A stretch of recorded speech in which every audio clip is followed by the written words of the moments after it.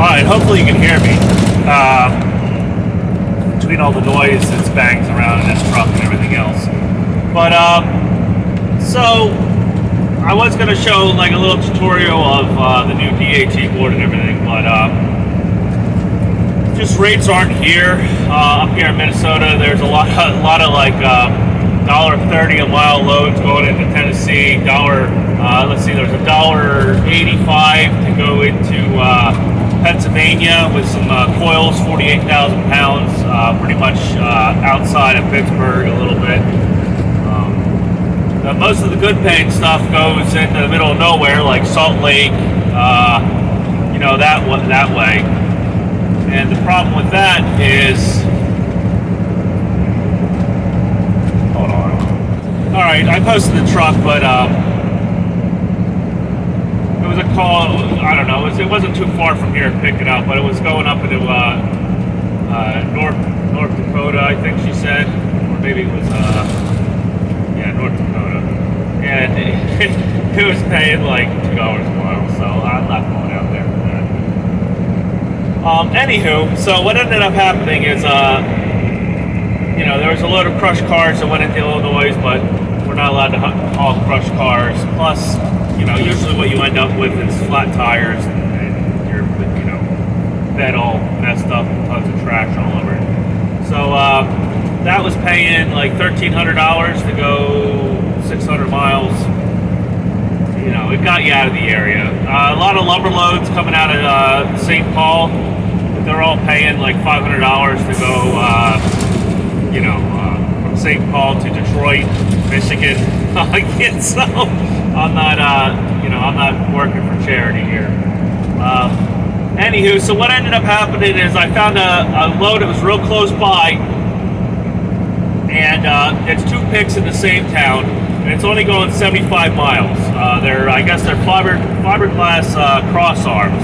So I don't know if it's the cross arms for like utility, for like the road, intersection lights, or if it's for train tracks. So they ended up initially. She said it was tarp, and I said, okay, well if it's tarp, two picks in the same town for 75 miles, I'll do it for $800 because I got to tarp and untarp, and then then tarp, retarp again, untarp again when I get to where I got to go. So I guess she said, hold on, and she came back to me and says, okay, it's not tarp, which I figured that was going to happen. And she says, what would you do it for not being tarp? I said $650, and they took it. So right now I'm going to drive about 20 minutes down the road here, pick up these fiberglass arms, and for about, I don't know, maybe 3-4 hours worth of work between delivering it and everything, I'll make $650. So instead of picking somebody's heavy ass load up, driving about 90 miles north, and then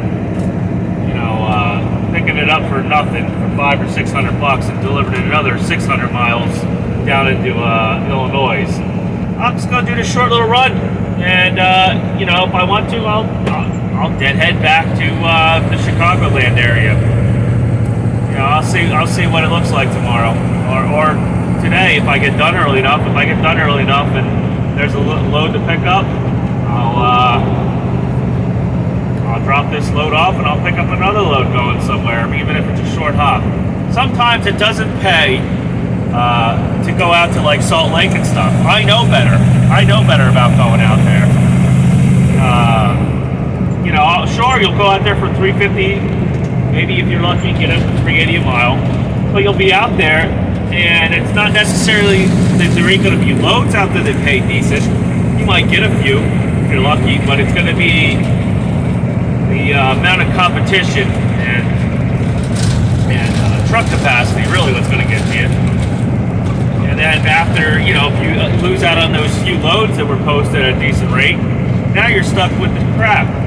One, I can't go to California, so that leaves that out, that area, and that's where a lot of loads, when you get over that leg, end up going back into. And two, I'm not gonna go to Salt Lake for like $380 a mile and then have to, drive 1,000 miles into Texas for I might do it for $1.50, maybe, depending on where it is in Texas. Like $2 would be basically my minimum to go, to go in Texas. I know what people say about, your mileage and add it up, and if you average out to like 230 a mile or whatever, that's great. But I'll only do that in desperation. Other than that, I try to make smart decisions and not put myself in markets that suck. And I know for flatbed, that whole area over there sucks. So unless I could find something right now coming out and it was open appointment time and book it while I was booking a load out there, I'm not going to do it. You have to book before you go out to places like that. Same thing with like Florida, New England. Get up in far New England, because once you're there, you're fighting truck capacity. You're fighting everybody else that just nonchalantly went wherever they were at and saw, oh man, highest rate. Oh, that's going to pay $5,000 to go out to Arizona. I'm going to be right there at the border. Oh man, now I can't find nothing there, and I got a deadhead half my day if I'm lucky to get this shitty load for $1 a mile to go back out to Tennessee or some East Bubble, Texas. That you're lucky you'll be getting a load out of there. So that's really what happens. Guys blame brokers and all this other stuff, but they just aren't smart. They don't set themselves up. There's times if it pays enough, I'll be dumb and I'll do it. But usually I'll make sure it's at the end of the week. So if I have to waste a whole day, I'll waste one day, the rest of Monday trying to get out of the bad area. But this whole transparency argument is freaking, it's hilarious. So, anywho, that's my little rant, and I guess PSA for how to properly set yourself up for lows, and don't put yourself in predicaments where you're going to get stuck somewhere. By now, if you've been out here for a little bit, you can tell what areas are great. If you're flatbed, you set yourself up in the middle of the country, like the Midwest, Chicagoland area, Pittsburgh, and all that. Some Kentucky, Tennessee there, like Nashville, Cincinnati, Ohio. Those are good areas. Alabama, Mississippi, you get near the port cities, Baltimore, if you got your TWIC card, that's where you got to be. These guys that just randomly jump on loads that are only paying like I said, I was seeing loads for like $2.30 a mile going into Florida door. Right just before this hurricane hit. In fact, I was looking at generator loads out of Wisconsin. I figured, oh man, I saw them and I was going to pick them up. And then I saw they were paying $2.30 a mile.